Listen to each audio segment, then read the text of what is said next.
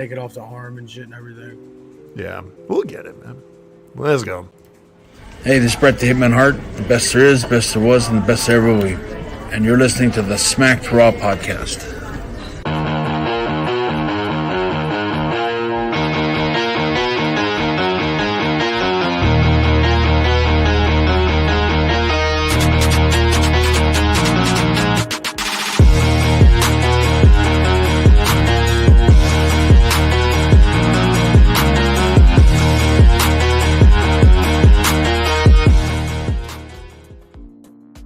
Everybody, welcome to The Rewind. Me and RN are back to talk about the latest week of wrestling in and outside the ring. We're your host. My name's Kyle Tyson. And I am the brains, kind of, and the beauty of Smacked Raw Pod. What's up, RN, man? How you doing today? Not bad. Having some technical issues, I see. Yes, sir, but we got it taken care of like always. Okay. You are coming in a little bit quiet now that I realize it, so either close the distance a little bit or maybe that gain knob, but it should be good enough. It should be good. I just don't want to overpower you. What about now? It's we'll see. What about now? That's good. Right there. Right there. You know what it is? Also, I bet you wait, hold on. You know what it is? Oh, that's what it is. My bad. That's on me. I was doing a Zoom class earlier, my last one since my promotion at the job, and the presenter played these videos and they blared in my headphones, so I actually had my volume turned down. So it wasn't that you were quiet, I just had the volume turned down. All right, so it's on you as usual. It's on me. It's on me. Hey man, this week we're going empty whiteboard, bro. I ain't got nothing planned. Me and RN just gonna chill with you guys. We're gonna hang out here for anything, let's say, like usually whenever we do these 45 minutes to an hour. Yep. We'll talk about some wrestling. We've had a pretty interesting week. The shows have been entertaining as hell. I think this week made me a fan of Collision, AEW Collision. We'll dive into that and what I like so much about that. There's some news that's coming out, a little bit more clarification on the news and rumors about Vince McMahon being removed from power in WWE. We're getting some clarification on that stuff. And then, I don't know, man, me and RN, we'll hang out, we'll chat. Sounds about right, huh? Yeah. I mean, there wasn't really shit going on this week. So. It's been a little bit since we've had, like, an unprepared week. You know what I mean? Or just like... It is what it is. And like I said, there's nothing crazy going on this week, so no big deal. Well, before we do, you guys, if you're new to the show, me and RN, we usually like to talk about professional wrestling, what it's like being a dad, also encouraging people to always seek help whenever it comes to mental health issues, grieving, and of course addiction. If that's the kind of stuff you'd like to tune into and listen to, we shoot these live on Tuesdays around 9:30ish Eastern time on twitch.tv/SmackedRaw. It's also on YouTube, and today we're streaming on Facebook. I was streaming this to like our Twitter channel, and it like never got any action there. So we're also streaming on Facebook. If you ever miss this stuff, we're on youtube.com/SmackedRaw podcast, and then the audio version of this show is found pretty much everywhere. So thank you guys for joining us. If you're new, I don't know, hit a like button, drop a comment, subscribe over on Twitch, all that fun stuff, or just say, hey man, I just wanted to stop by and say hello. And that works too, man. That works too. RN, what you got? Who you got there with you, man? Henry Butler. So is this your personal dog, or is he one of your breeders? A little bit of both. Little bit of both. He is what I like to call a cocksucker. You guys, he's an asshole. He's got an adorable Frenchie, right? Yeah. Frenchie with a chain collar, hanging out with us. This is nice. Get some. Is he one of the loud ones that oftentimes we hear losing his stuff in the back? No, that's Mello. That's the big guy. That's the mutt. Okay. He's the one that cost me the most money, and was the free dog. So the free dog, and he costs you the most money. It's funny how yeah. that works out. It's literally how it works out. Yeah. For real. Oh man, it's been a week over here for yours truly. Outside of wrestling, I've had to do classes. I had to do like pesky doctor's appointments. I don't know about you, man, but like my wife finally convinced me to go get a physical and all this other stuff. And they were like, they gave me like an EKG today, and they also said they wanted me to see a cardiologist. They were like, look, it's probably nothing, but we saw something, and we want someone else to go see it. So, yours At truly. least you caught it. Because what if it is something? Yeah, who knows? Yeah, so just looking in on the physical health. You know what I mean? We got alcohol knocked out, going 622 days strong over here. Yeah, so now that I got that handled, now it's time to start dropping some weight, because I actually went to a doctor's appointment yesterday to get to look into getting a procedure done. Yours truly maybe trying to not have any more kids, and snap. yeah, he said I'm too fat. he's like you're too fat to do it in here. We gotta take you to an operating room, you know. And I was like, man, can I just like lose weight? Like, feels like he's making a big deal out of this. And he looked at me like he was like, I didn't realize that was an option. I was like, yeah. So he said, come back 50 pounds from now. I said, all right, man, deal. Oh man. Yeah, that fucking mic is picking up everything. I mean, over here you sound pretty clean. What about now? Yeah, you sound good. All right. Well, You're probably getting the feedback in the ears, like you hear more than what I'm hearing. Oh, okay. That's I've learned. Air clicking and shit. I heard his. That's the gain. Yeah, that's the gain. But no, you're coming through fine over here. Yeah, you sound clean. Oh man. Yep. And then a funny thing about today was because I recently got promoted at my job. I'm officially a boss. I get paid to be a boss. Well, while I'm taking a class on how to retain employees, I get a text message that one of my employees is quitting on me. And I was like, ain't that ironic, man? Alanis Morissette put that in one of her songs. Isn't that wrong? But Don't you think? don't you think? It's like rain on your wedding day. It's what? it's a free meal when you already paid. Yeah. Oh man. Shit. I was like, dude, listen to that song. You're like, I don't know if that's ironic, Alanis. I think that's just more like coincidences than anything. Yeah. Oh man. Well, anyways, let's talk about wrestling. I'm running out of stuff to riff on. You ain't giving me shit over there, RN. I Okay. got nothing, man. I didn't watch Raw last night. I watched like 2 seconds of it. I haven't watched Collision or anything yet. I haven't watched any wrestling since last Tuesday. So For real. Okay, so did you watch? No, that's not true. I did watch SmackDown. I did go back and watch SmackDown. SmackDown was fucking awesome, by the way. It was. That SmackDown, that may have been the best SmackDown this year, and then maybe in like several years. I don't watch it enough. Yeah, their season premiere, that was a fantastic episode. Really quick, yeah, we can start there. Let me pull up SmackDown results. It was I knew it was big when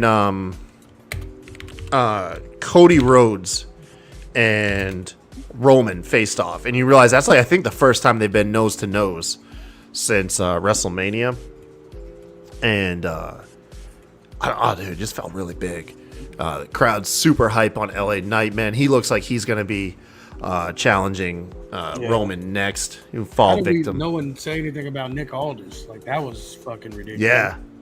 Yeah, Nick Aldis felt like a big deal too. He's the new general manager. You know what? This was a cool thing that that you didn't get in the Vince era. And this isn't to take like a cheap shot at Vince. This is just one of the contrasting differences. Is we get announcement of a segment that Triple H wants to come out and make an announcement, and he's out in the ring, and he says that he's got Adam Pearce with him, and he says, Adam, you've done a great job. You've been working hard. And normally this is the point when they run down the manager. The manager's always the guy that gets run down. Instead, Triple H praises him. The crowd gets behind Adam, and he offers him a promotion, which is he no longer has to run both Raw and SmackDown. He's just promoted to general manager of Monday Night Raw, which leads us to the announcement that Nick Aldis, who didn't get like a entrance or nothing, kind of just came in off frame, almost like he came from the crowd. Right. Was announced as the general manager of SmackDown, and boy, he looked like $1 million. I don't understand why he's not a wrestler. Like, I hope that's what we eventually get. Yeah. But yeah, I mean, he's fucking amazing. Like, and he has history with a lot of people there, specifically Cody too. So definitely hoping we get to see him in the ring. Yeah, in 1 week, I can't take credit for this. I think Will pointed this out. But within the span of a week, you had 3 former NWA champions all acting general manager across all of WWE's branded shows. Because you had Cody Rhodes was acting manager of NXT last week. Adam Pearce, of course, is a former champion, I've heard. And then Nick Aldis now, a former NWA champion. So you had 3 former NWA champions acting as general managers across WWE's brands, which I thought was pretty awesome. Another smart decision too to have your general managers be baby faces is because typically when general managers are heels, is they don't get their comeuppance properly. Yeah. They're not in-ring competitors for most of the time.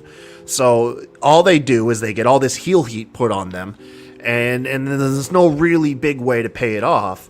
And so the smart thing is to have the general manager be the babyface and let that heel heat fall under like the heels like of the active wrestlers, which is what they did immediately when they brought out Dominic Mysterio. Right. Did you like the little meta joke Triple H threw out there? He's like, "Oh man, I thought we piped in those boos." Yeah, right.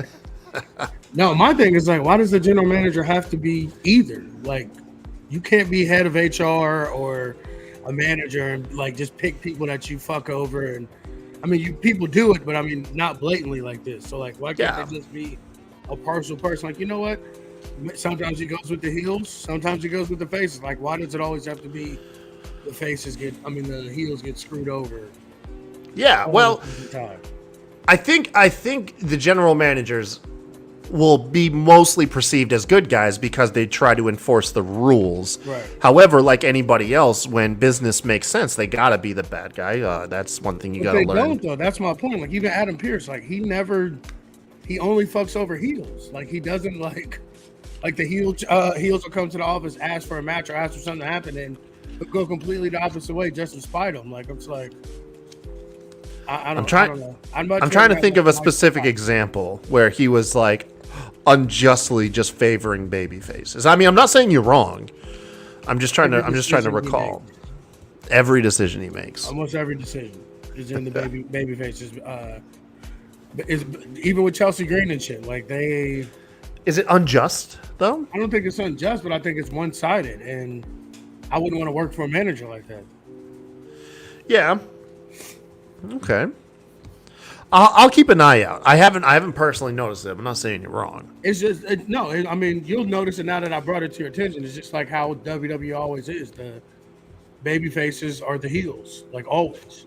Yeah, and they're always doing the most fucked up shit. And they get away with breaking the rules. No, we pointed that out before too. Yeah usually WWE's vision of the good guy is often really skewed, and most of the time they're dickheads. Yeah, and they're the ones jumping people. They're the one costing people matches. Like you'll start to see it now that I brought it to your attention. You'll see that like any interaction with Adam Pearce and the heel, it never goes the heel's way ever.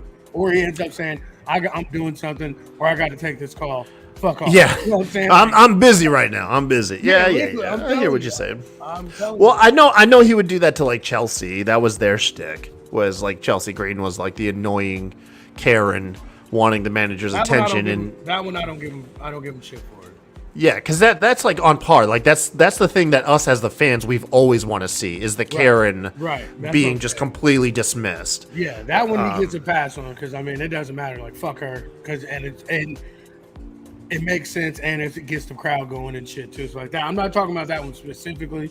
That's the only one I'm on his side. Was like, all right, goddamn, it's like, hold on, I gotta take this call. My house is burning down. I gotta go. You know what I'm saying? Like that one. I won't give him shit for that one, but just pay attention to all his other interactions.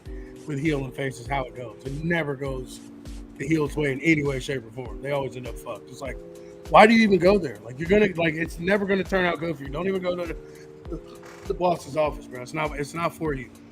It's not for you. We were wondering early on, how's Nick Aldis gonna mesh in this environment, and he landed it immediately.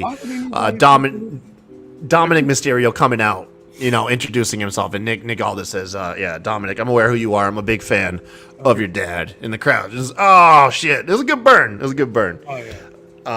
I mean, Nick's dope. Like, he should have been in the WWE years ago. Honestly, he's like one of those things where the Vince ego shit, like, because the guy's big and made his name somewhere else, we don't want to bring him in. But like Nick Aldis, like, that's my thing. That's why I'm like, why the fuck is he a GM? He should be a wrestler.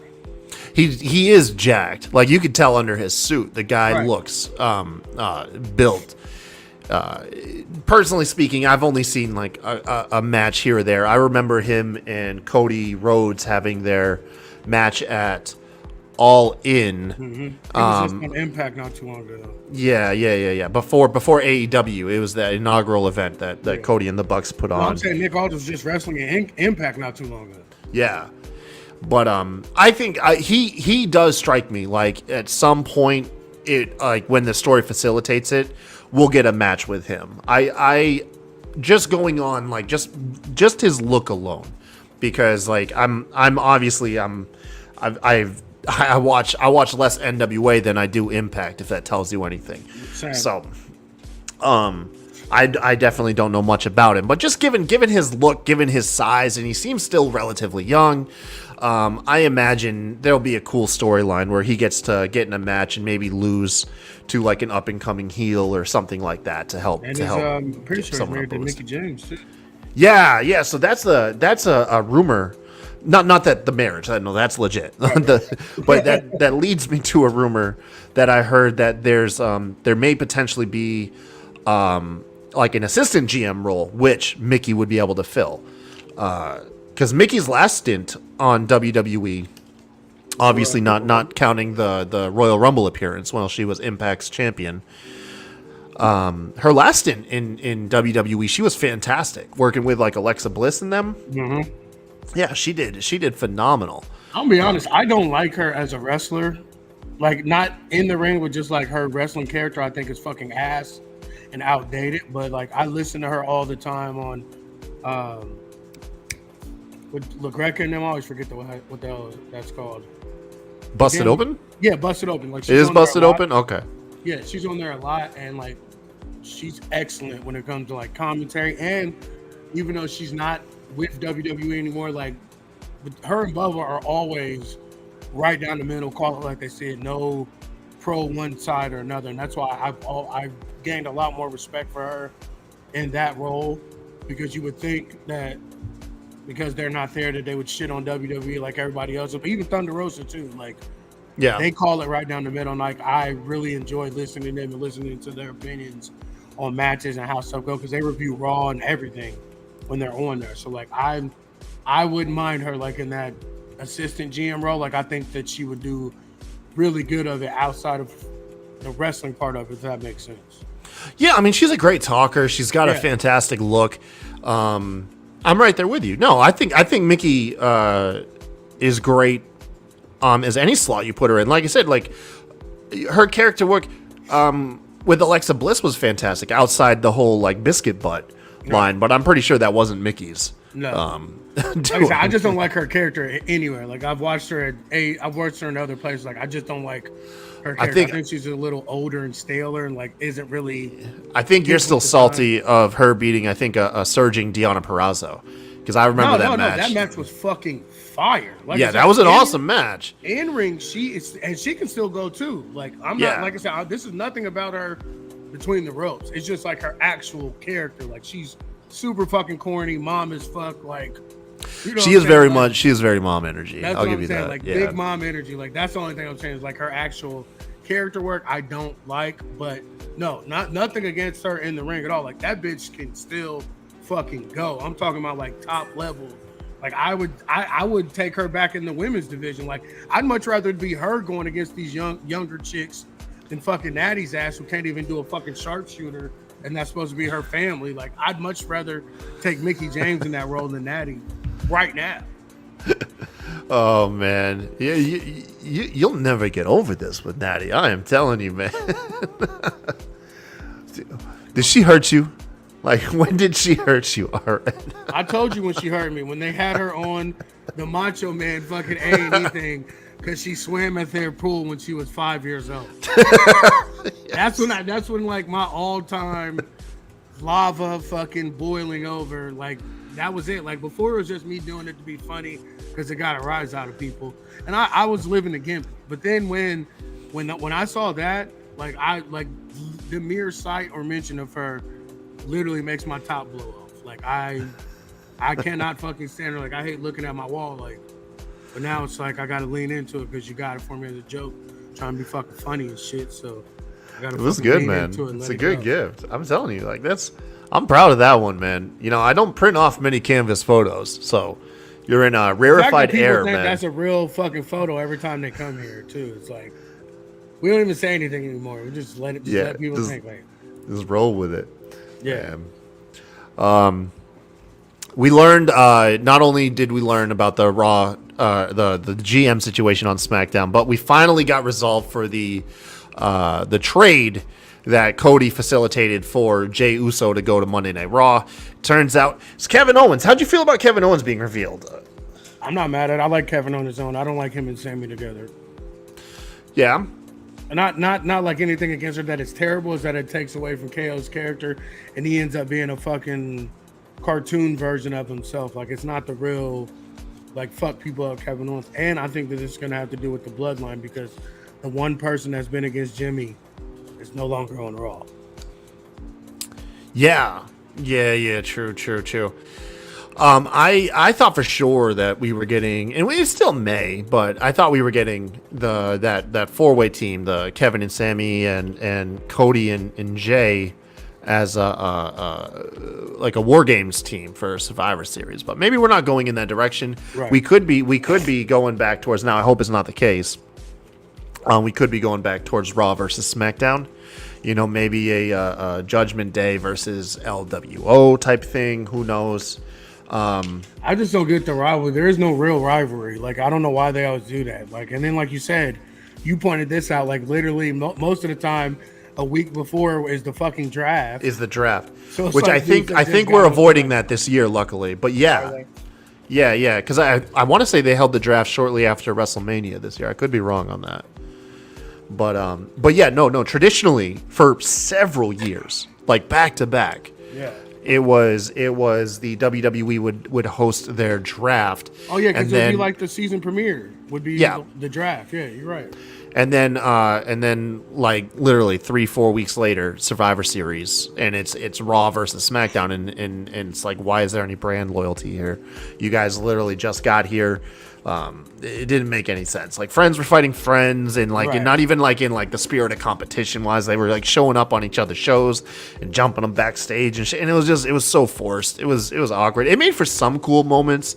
I mean, you know, obviously. That is what led to the Becky Lynch getting smashed in the face. That, you know, that's probably the best thing to ever come from one of those like storming each other's shows and stuff. Right. But ultimately, us as fans, you know, we were tired of that format, and I'm hoping that it stays away. Yo, Baron Corbin just fucking ended days fucking Dijak's big ass, bro. You watched NXT? Yeah, they still on? Shit, it's 10:03. Yeah, they did the number one contender for the NXT title was Dijak, Baron Corbin, and Melo Hayes, and then Trick had got into it, and then somebody attacked Trick backstage before the match. Where's the interest level on Dijak right now? Because for me, it peaked whenever he would feud with Keith Lee. And they're trying to build him back up, like he's got this new kind of like, it's almost like Kenny Omega cleaner version, of Dijak. Like, but I mean, I don't know what they could do to like get back to that, because there's nobody that's big enough where he can do the shit that made him cool. You know what I'm saying? Like besides Keith Lee being able to catch his ass. The draft took effect the Monday after Backlash. Okay. So it was right after, Yeah. one show after WrestleMania. Okay. Yeah. Thank you, Will, for that. Speaking of getting cool, Carlito finally appeared on a weekly episode of television, sticking with SmackDown. Right. And he appears to challenge Bobby Lashley. Okay, so that's an interesting first opponent. We got Lashley over here with the Not Hurt Business, and potentially taking on him and Carlito together. This is where do you stand? Because in my gut, I don't want to see either of these guys lose, but they both need people to make them interesting. You know what I mean? So I'm kind of torn on this one. On as far as who, Bobby and Carlito, or Yeah, being because they're obviously about to feud with each other. Because it's got if to you be don't, Carlito. huh? It's got to be Carlito losing. It's got to be, right? But I don't want to see Bobby lose because it's like ever since he's trying to get this faction going with the Street Profits, and they just keep fucking losing. Like, you know what I mean? Yeah, that's why I my thing with it is just like I don't even know. Like I want it to be Who Bobby. needs the rub? Who needs the rub? It's Bobby. Like, why would you bring Carlito in and add to this and then have him win if he's not gonna do anything? Like, and with Roman, they need Bobby to be their Gunther. Yeah. When Roman's gone. So like Perfect. Like, Yeah. No. Perfect. You need that unstoppable monster. Like you've got Gunther not even on. just an unstoppable monster, just a B guy, not an A guy or an A2. You know what I'm saying? If you know Roman's gonna be fucking gone all the time, you know what I'm saying? And like Seth's always injured or at the top of the show, so like they got Gunther to be the backbone of the fucking show. You know what I'm saying? To have the 35-minute match, all that shit. So like Bobby to me, they need Bobby to be that. And especially with the Street Profits too, you're giving, I would add one more person to the group so they could kind of have that one up on the Bloodline or whoever else is there. So then eventually when it does come to that, it's 4-on-3 or whatever. You know what I'm saying? Yeah. Now, are you still going with fuck, what's his name? God damn it, LWO. What's his name? Delgado or whatever. I can't ever think of his name. Why can't I think of his Santos name? Escobar. Thank you. Yeah, Santos. I'm over here Googling the shit. Right. You still going with Santos to get into into the Not Hurt Business? I wouldn't mind it. Like, I mean, like to me, he's the only person on the roster that kind of matches their energy and their swag. Like That's it too. That's exactly what I mean. Where I'm at too is dress sharp, fucking hold yourself to like a higher standard, like almost like celebrity-esque, without the douchey, over the top personality. Just that higher class of human. There, him and the Street Profits turn on Bobby, and then you got Bobby as a face again. Yeah, I think people love Bobby no matter what, though. Yeah, because I mean, even when he's a heel, people love that dude. Bobby's the right amount of black for white people to like. Like even though he's black as shit, Bobby's not aggressive or he's not aggressive. Bobby's he's like I said before, he's just enough black for people to like. He's, you know what it is? Wait, maybe I'll bridge the gap for us white people. He's approachable black. Yeah, you know what I mean. Street Profits too. Yeah, Street Profits too. Honestly, like you know what I'm saying. That's why I kind of like the aggressive nature of it because people are still gonna. Why are you agreeing with me? Because you know I'm right. Why am I feeding into this stupid? Because you know it's right, bro. Even when he does it, he's offbeat. He's offbeat like us white people would be too. Yes, he's so Carlton, bro. Like this. Like even though Carlton was on beat. Carlton can like hold his beat.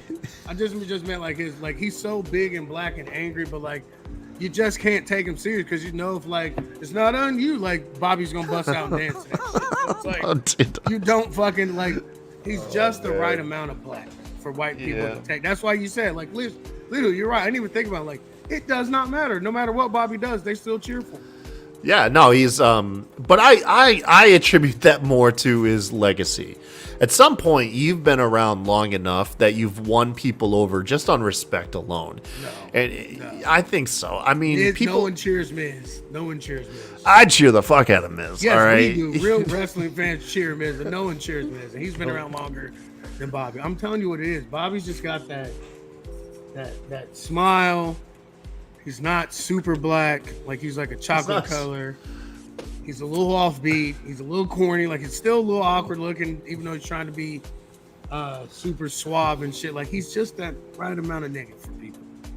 It's just that he's right just enough amount. where black people like him, and he's just enough where white people aren't scared of him. He's right, and he's in that pocket as a black man that you want in the business world. You hope you can get to.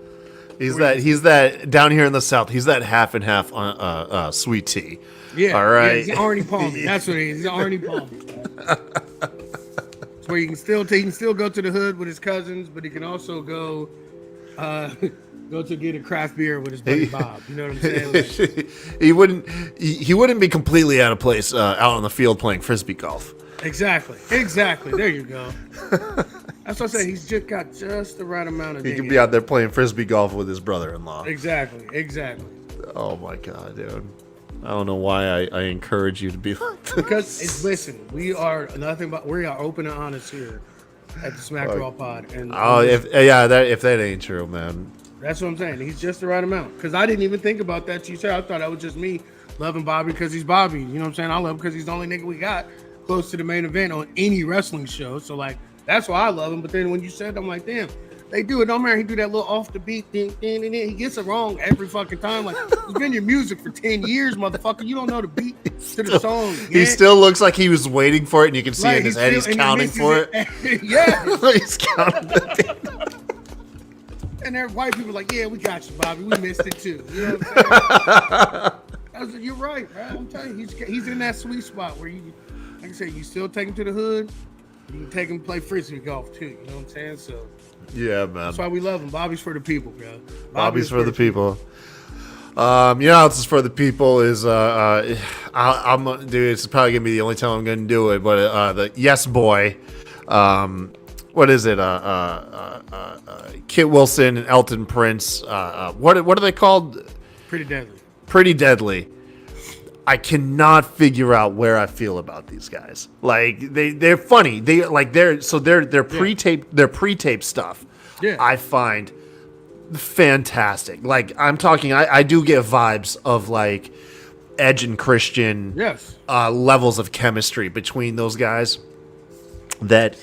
Even though I don't typically lean into the really effeminate male humor, not that I have anything wrong with it. It's just that's not really my brand of comedy.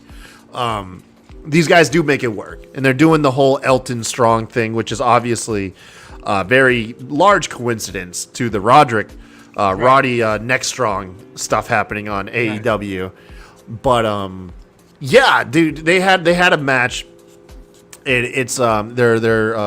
essentially, I don't know, like they remind me of what was it was the Fashion Police, right? It was.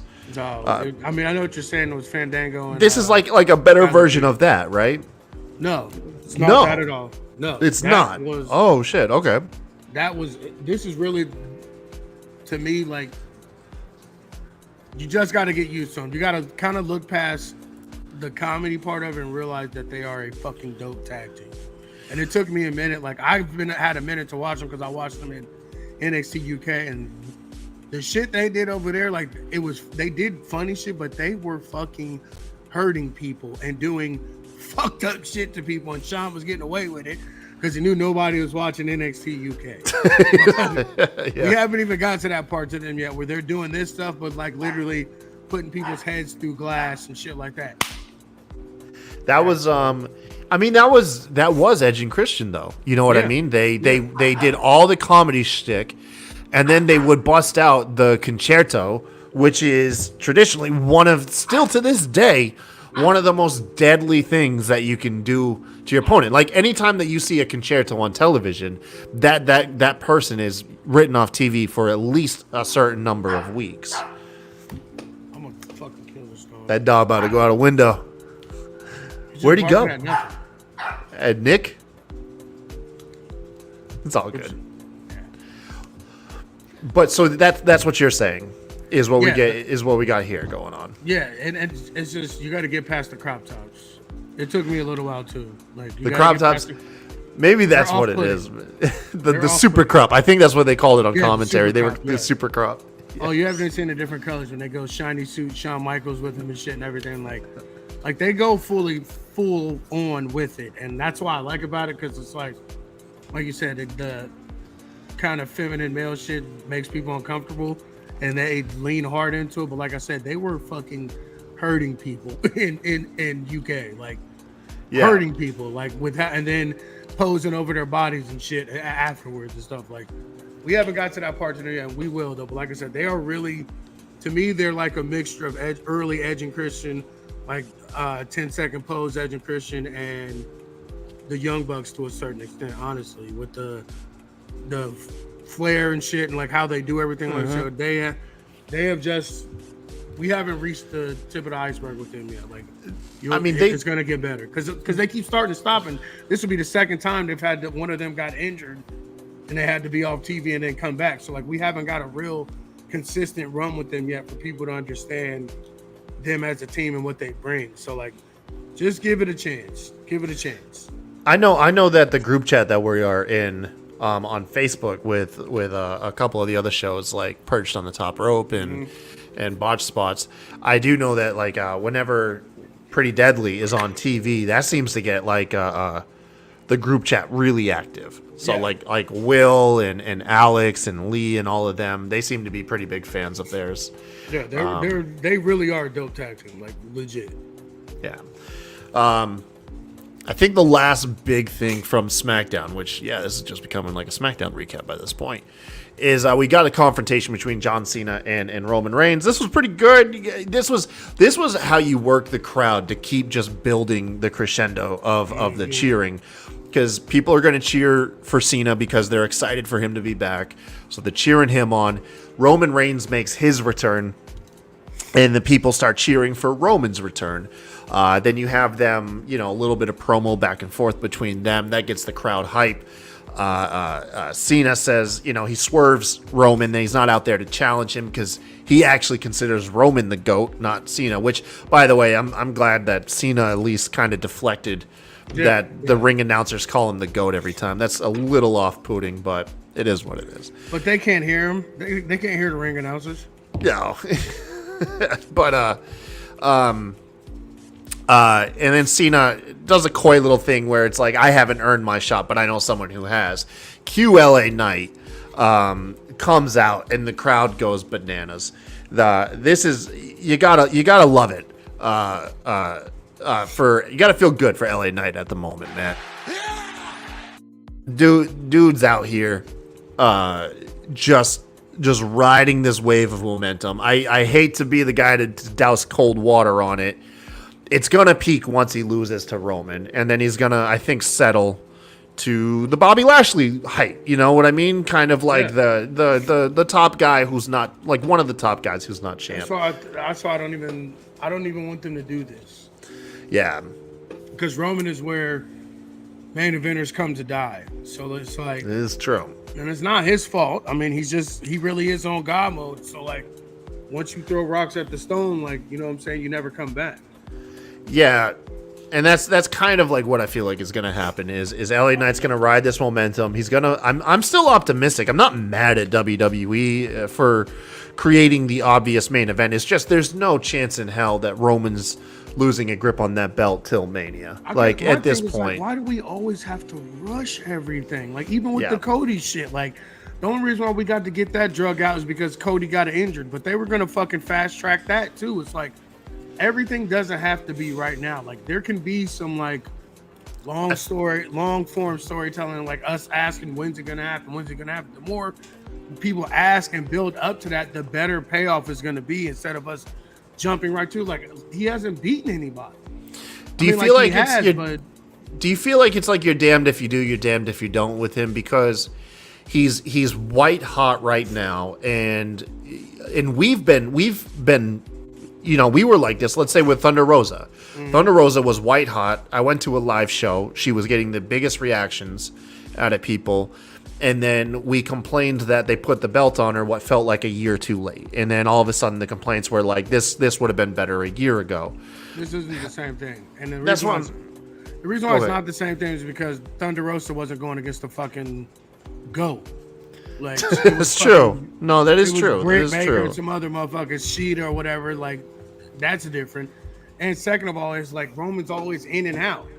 You can still ride high and make LA Knight be the focal point of the show until Roman comes back, and then you give him something to do, or he gets hurt or something story wise, so they don't have to interact or come by each other, or you put the US fucking title on him, so then there's no reason for him to interact, and then that way when he's gone, just like when Seth takes his little breaks here and there, whatever, he's not on TV, the focal point of the show is Gunther and Imperium. You know what I'm saying? Like, I think I think what I would do if I had the book, RN, if I had the book, this is a cell phone, is I would have LA Knight be the one to dethrone Gunther, because if you can't dethrone Roman, who's the next biggest guy that you can take their star power from? You know what I mean? That you can get the rub, and I think it'd be Gunther. I think Gunther would be a good pick. I wouldn't do that because Gunther's needed on Raw. Because Raw doesn't have a Bobby or anybody. Like, it's just Gunther. This is what I would do. Okay. I would have him win the U.S. title. And when we go to Survivor Series, that's where you have him beat Gunther. And then, but it's not for any of the titles. It's just champion versus champion. So you run your champions versus everybody. You have him beat Gunther. You can do whatever bullshit you want in it, but he still gets the rub of beating Gunther, but Gunther doesn't lose his title. So Gunther can go back to Raw and still be the semi-top guy in between Seth getting rest. Then you get to take him back, LA Knight back to SmackDown. He just beat Gunther. He's still the U.S. champ. Roman can take time off, and then he can feud with Bobby. He can feud whoever and be the top of the show with Roman with his limited dates in and out. So you more or less believe that it would be more about the title reign than the big win, because the biggest win he can get realistically would be but I'm removing Roman from the equation. Roman's not allowed to lose until Mania, and I will believe that till I'm convinced otherwise. Right. So I don't want him to ruin Gunther either, because like I said, Gunther's A1. No, I'm not. In there, so. No. That's what I'm saying, is I'm trying to bridge the gap where you're coming from. Right.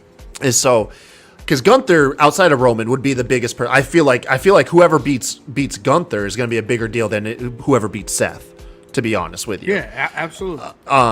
However, you say you would forego that to instead do what Gunther is doing on Raw and establish a nice title reign. You know, granted, it probably wouldn't be as big, let's say him beating Rey Mysterio, or let's say Austin Theory, just so he can overcome a heel and get big cheers. But have him be that focal point week in and week out of SmackDown with the U.S. title, cut promos with the belt, maybe give him a custom U.S. title too while you're at it. Almost like who? Who did they do that exact same thing with? Who did they do that with? Who was a great, you talking about like with the U.S. title exactly? I know, you're going to say Cena? Cena was the, okay, fine. Yeah. Who was champ while Cena was doing that too? Taker and all them. For real? Yeah. He beat Taker for the title his first front, I'm pretty sure. Check with Will on that, but I'm sure you're not talking about Open Challenge United States John Cena. Oh, okay. Oh, no, you're talking like spinner U.S. title. I'm talking about coming up, John Cena. Okay. Yeah, when he was a plucky up-and-comer like 46-year-old LA Knight is. I mean, but still, same situation. I mean, he was... Yeah, no, I know. I'm only kidding. No, he started off as a dickhead heel that nobody really liked. Yeah. Then it slowly started engaging himself with the fans. Then he got the U.S. title. Used some spinners on that bitch. And then who asked Will? Was it? It was either Big. Maybe it was Big Show. He won the U.S. title from. And then I think he beat JBL for his first title run. Yeah, he beat JBL for the first title. You're right, Right. about that. Yeah. But I'm saying, like, that's how it started. He had that U.S. title forever. And then he fucking put the spinner on it and shit and everything. And, like, he slowly bid his time until where they could not keep him away from the world title any longer. I'm right there with you. No, I'm right there. You know what? Do that. Give him. You know what? You sold me. Give him the U.S. title. Let him reign with that for a while, and then what you can do is in the background, Roman can finally drop that world title. Because as much as I like LA Knight, they're not gonna use that for him. You know what I mean? They're not gonna. And I they're not wouldn't gonna even do give that. him- Like I said, like, why we both know that that's where main eventers go to die. So, like, let Yeah. Bobby do that, who won't die. Like, it doesn't matter how many times Bobby loses to Roman Reigns. It never hurts him at all. No. Give LA Knight the title reign, like you said. And Yeah. then eventually Roman will drop the belt. Just wait out Roman. Like, Right. wait him out. Don't be the one to beat Roman. Let someone Facts. else take that role. And then you swoop in and beat the guy that beat the guy. You know what I mean? Or even a little further down the line. Yeah, okay, you sold me. You sold me Yeah. over. Because my beating thing is, like, Gunther. I just don't understand, like, why we are always in such a rush to kill off stars. Like, and Roman, sorry, he just is. Like, he's unless it's Cody, like, I don't see anybody beating him. So all we're doing is feeding people for him to destroy, and then we complain It's about. that. It's the legacy. Is what it is. I mean, It's and like I the said, I'm not legacy. even mad about it. I'm just saying that we feed people to Roman, and then they disappear completely. Finn's back on Yeah. Raw. Who else was it? Yeah. Edge and Bryan Danielson are in a whole other fucking company. Yeah. Like, They it's got just- stacked out of the company. Brock Lesnar's on his 55th hiatus. Like, we just keep feeding people for him to make disappear. So let's not do that. Let's just have somebody run right beside him, kind of keeping pace with him, but not really, just off his hip, where Roman can't reach back and get him until eventually, like you said, Roman drops off and loses to somebody else. Or how about this? LA Knight ends up with the next Money in the Bank. Roman beats somebody, whoever the fuck he is, or loses to somebody, and then LA Knight cashes in and beats the guy who finally beats Roman. Yeah. Did you No, I'm right there with it, man. Did you see the beautiful, absolutely beautiful camera work? The shot. I'm gonna pull it up really quick. LA Knight. Fuck. I hope I can pull this up. Yeah, I can. I can pull this up.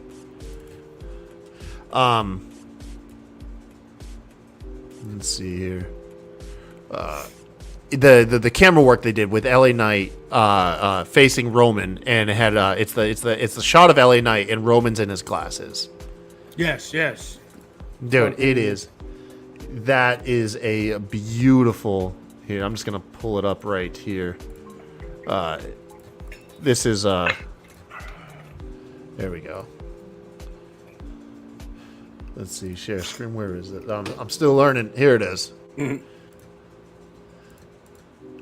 Bam. Yeah, look at this. Yeah. Dude, give that cameraman a raise right there, dude.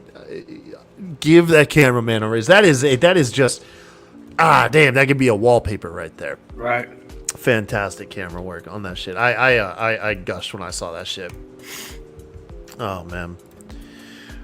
But no, yeah, LA Knight. Okay, so LA Knight US title reign. That's what it is. But he is going to have to get bounced by Roman. There's no denying that. That is where we're going. Unfortunately, we can complain about the logic behind it and everything. That is exactly where we're heading. He's about to get his title match with Roman.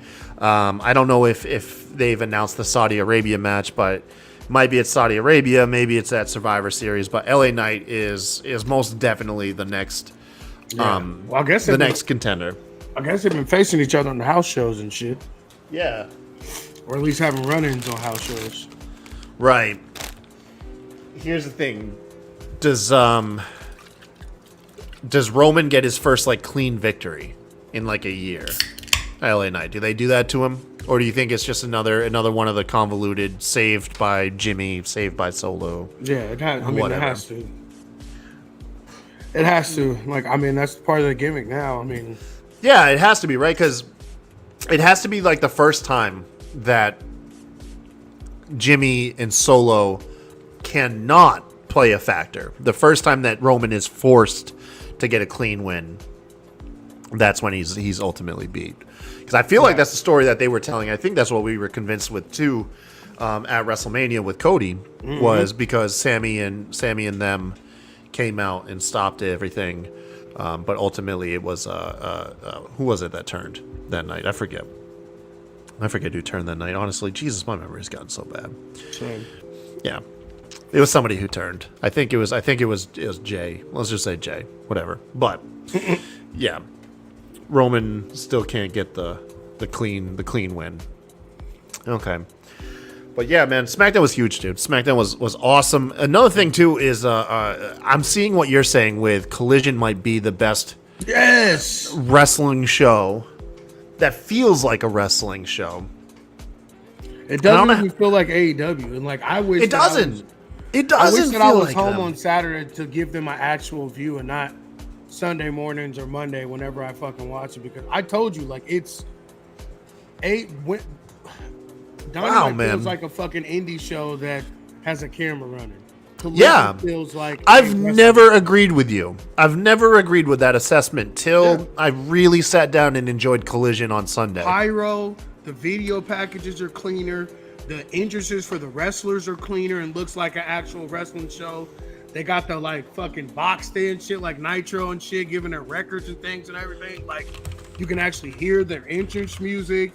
The lighting is better. Like it's not so much focused on around, like it's a focus on the ring, but also the first couple rows you can see.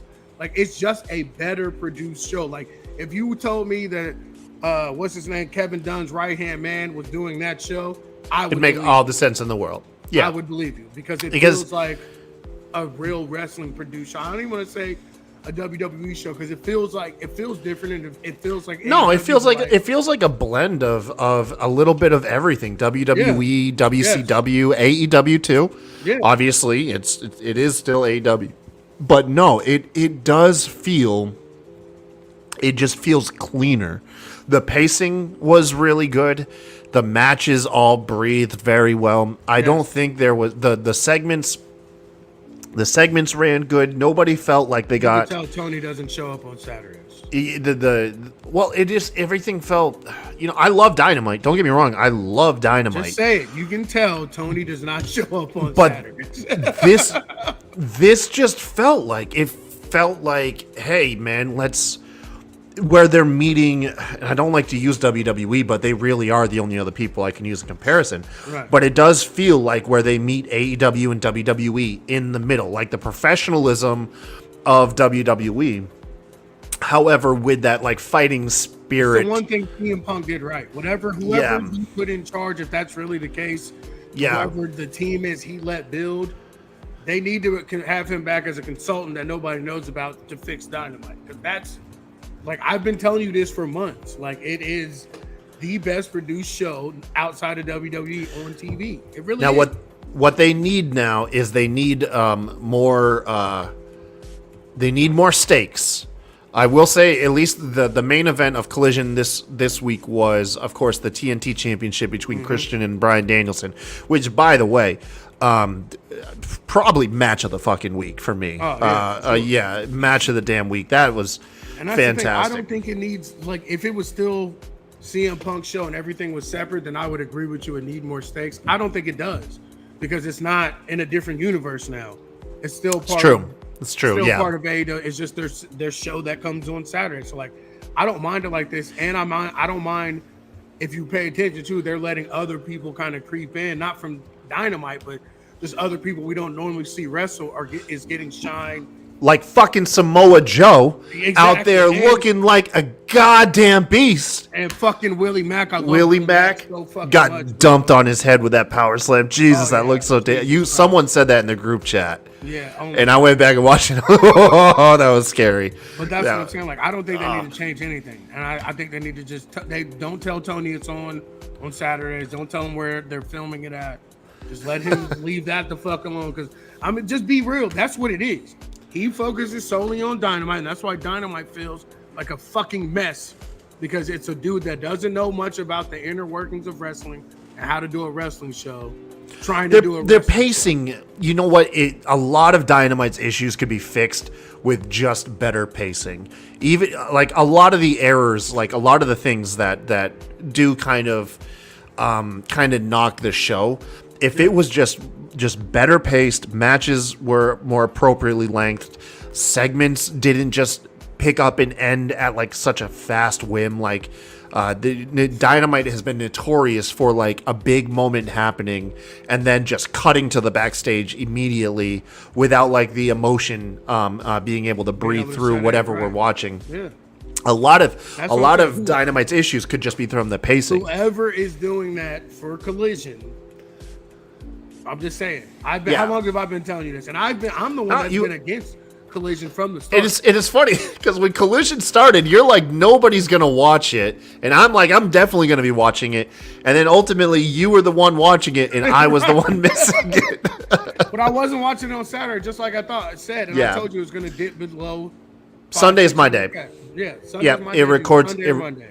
DVR'd on Saturday. I'm watching it Sunday. Because like I said, we are two completely different ends of the spectrum. Like well, not anymore since I stopped drinking, but like you worked retail, so you worked Saturdays. You didn't get home till 9, 10 o'clock. And I wasn't at home at 9, 10 o'clock. So the two demographics of wrestling fans, like that's the dichotomy of what it would be. People that work or it's on at a shitty time, or people that are out doing shit at that time. Actually got stuff that they're doing at a shitty time. Like I said, no one's like, that has never been a good night for me. Like it's a super inconvenient time slot. Yeah. Yes, I don't understand why nobody goes to Thursday. There's nothing on Thursday. All right, football. That's fucking for 2 months. You still got fucking 10 months of going against, like, and let's be honest, if you watch football, you know that those Thursday night games are fucking ass. So aren't they? Yeah, I didn't realize that till like last year. I didn't realize like their Thursday games were always trash. That's always been a thing. It's not just last year. And even when they try and put like two good teams or at least two halfway decent teams, it still ends up being a fucking shit show. So like, I wouldn't be afraid of Thursday nights because the NFL has a complete and total history of all Thursday night games either being 0-0 fucking dump fest or one team getting completely fucking steamrolled so you can turn the wrestling at halftime. So like I would go to Thursday. Thursday nights are the sweet spot because even I feel the same about SmackDown too. Like, no, I agree. I agree with you on Thursday. I do. Yeah. I agree with you. I always thought Thursday was a really cool wrestling night. I think that stems back from, I'm one of the the original, not Thunder, but I'm one of the original SmackDown fans. Talking, I think, because I want to say SmackDown here in the States debuted on UPN, and it was Thursday nights. That was SmackDown's original home Thursdays. They taped it Tuesday, aired it Thursday. Thursday felt like a cool, and of course Thunder, but SmackDown had its periods where it was unwatchable because it was like a clip show. But I always remember Thunder was like just god awful wrestling. But AEW Thursday would be a cool time slot. I don't know how much I could watch. I feel like I personally speaking, Thursday might be a better night than Saturday for a lot of people, but I think I'm at my limit with just live wrestling. Because I find myself now too with Raw breaking up between two viewings, and then even SmackDown as well. I kind of break it up a little bit. I watch like an hour of it live, and then I let the rest record.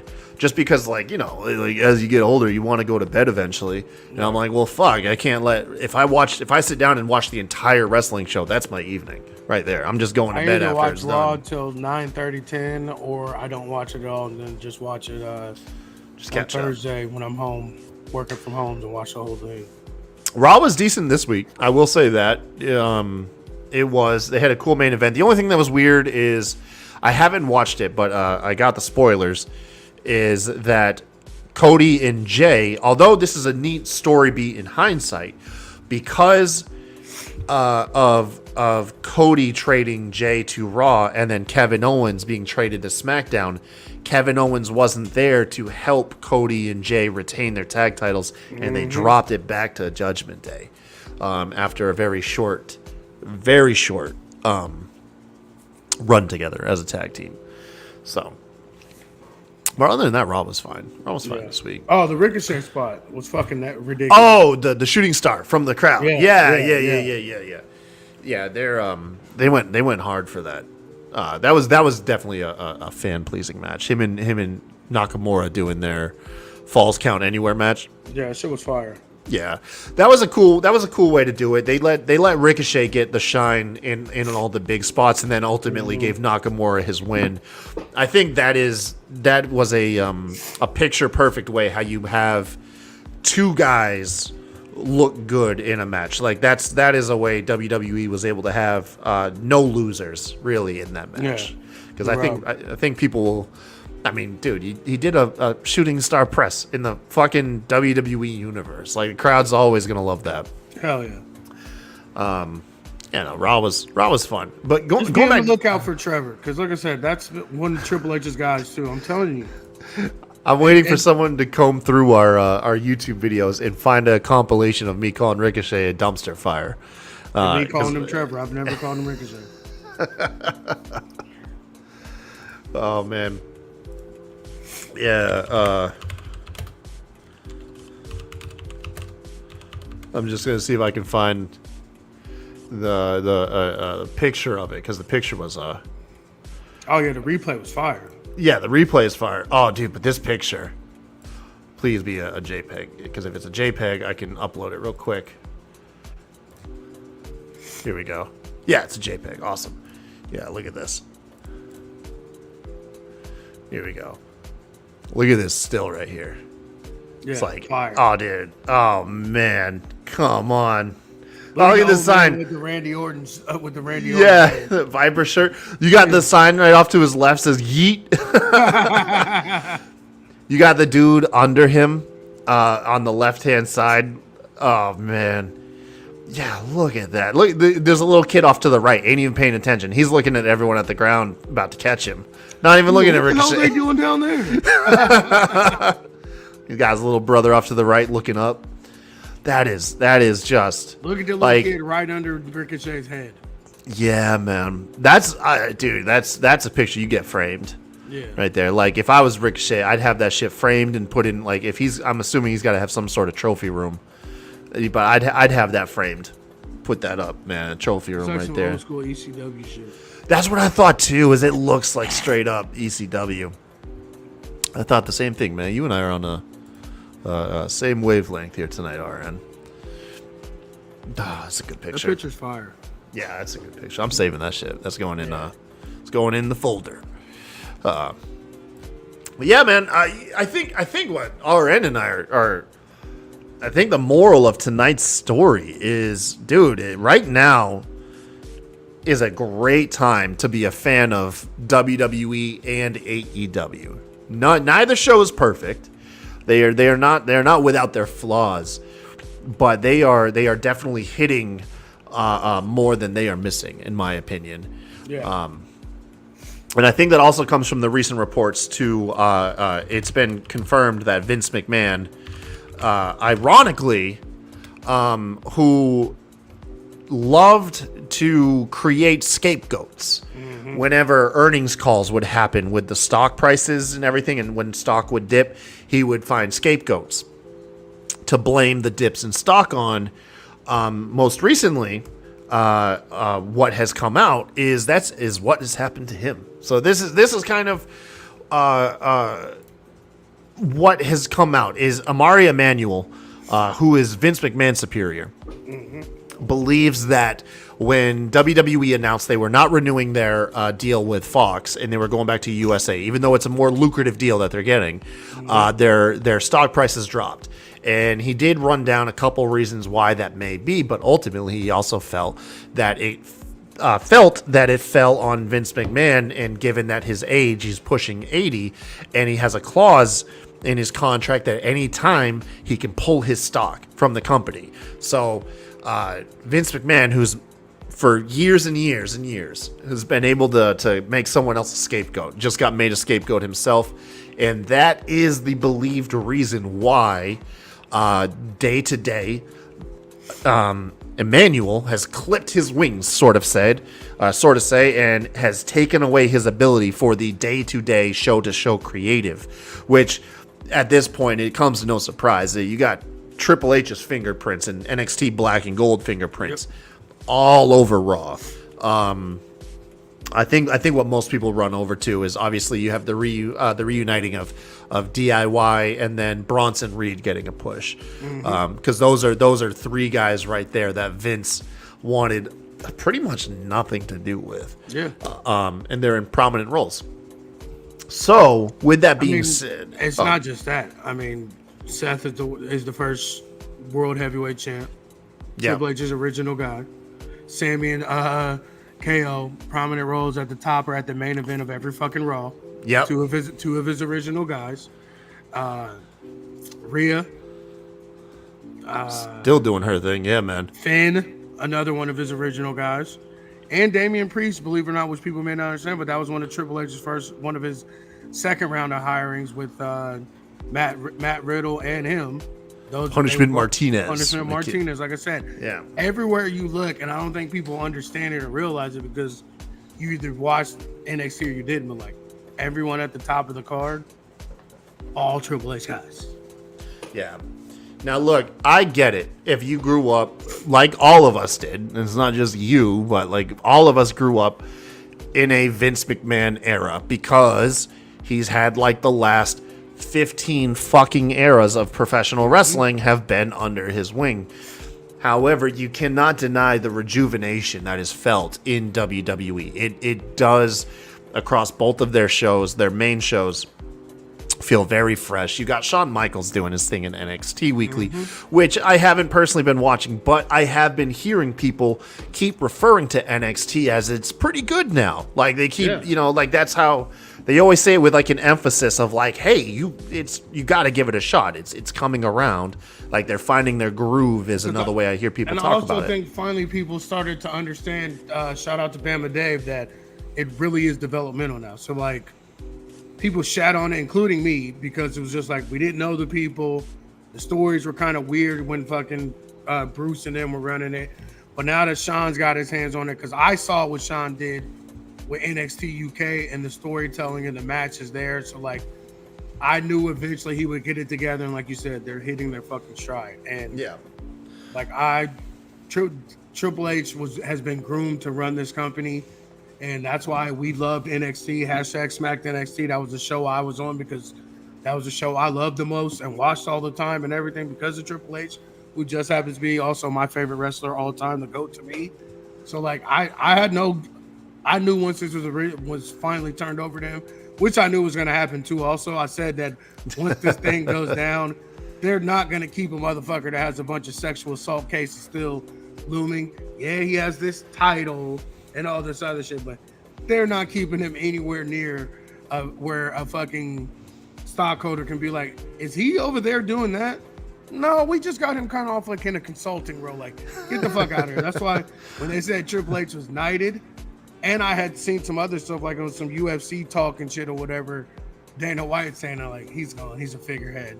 And anytime, and Dana White hates Vince McMahon, so he's not just gonna spout shit and talk shit for no reason. Like, he knew everybody was talking shit about him, Vince being his boss and all this other shit. And like, he's probably smiling ear to fucking ear when they clipped Vince McMahon from this shit, bro. Like, and I knew that they would. Once the sale went through for sure, and he couldn't throw a monkey wrench in it, I knew he was gonna be fucking gone, tucked away somewhere where no one could see him, especially with all this shit until these cases get settled.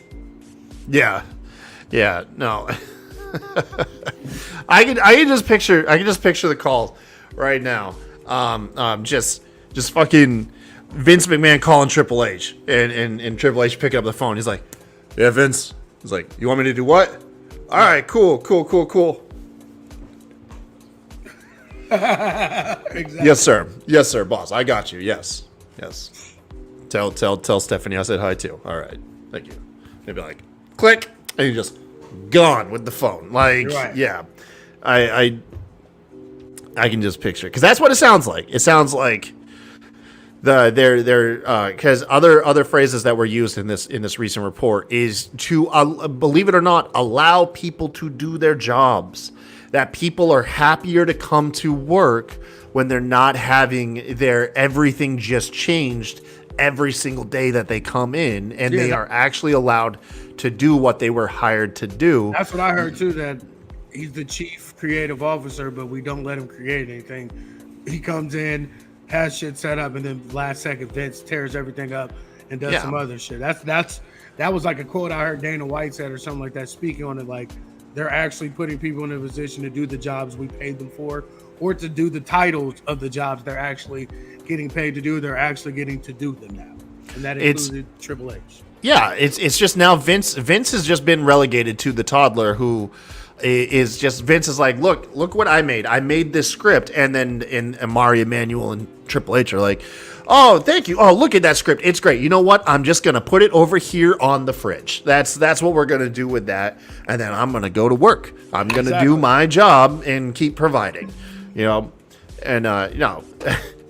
getting sidetracked. This was actually meant to say that because of all of this in this last week, it just proves that right now is a fun time to watch wrestling. Yeah. Not to mention, from what I hear, other brands that people like too, like New Japan, Impact, those guys are doing some awesome shit too, as far as I've heard. There's been good stuff all around, but with the two big dogs, I feel like there's something for most wrestling fans, which is pretty cool, and I'm happy that Collision is turning out to not be like another Rampage. Right. You know what I mean? Yeah, because Rampage was god awful. There was nothing. It was WWE's main event is what Rampage was, and I was like, dude, don't give us a 2-hour main event show. Yeah, so. Awesome time. Tell us what you guys think is your favorite wrestling show, weekly wrestling show that you guys like to tune into, even if it's not WWE or AEW. Let us know, because if there's enough interest in other wrestling shows, maybe we'll go ahead and start looking into it. I'll pretty much watch everything but NWA. I catch semi-regularly. I get caught up on Impact and New Japan. I normally take like a day, like my Fridays is normally where I catch up with Impact and New Japan if I can. Yeah. But yeah, we teased Impact for a while. We did, but I was like, I can't do it. RN, you find somebody, you can do it. You find someone you want to work with. But yeah, you guys, thank y'all for tuning in this week. Before we go, we always like to say, man, if you're struggling with mental health issues like depression, grief, anxiety, if you've got addiction issues, or you just like to talk about being like an uncool dad, man, reach out, talk to us, man. Reach out and talk to us. We're there for you. Other people are there for you too. No one should suffer in silence. Before we go, RN, how's the kennel business going? Not too bad. We got 9 puppies as of right now. We got 3 pocket bully pups and 6 Frenchie pups, and another litter on the way here shortly. So we're gonna be busy towards the holidays. What do you do when someone asks for like to hook them up with a special deal? No. I got to see, man. You got to support businesses, okay? Right. No business can grow if they're cutting deals to everybody. Facts. Yeah, man. All right, dude. Well, I think that's going to do it for us this week, man. It's been a fun show, all right? And look at us. Look at us. Another show where we didn't have anything planned, and it was a pretty fun time. And we always hit that hour and a half mark. We're good. Yeah, we did too. Look at that. Mm-hmm.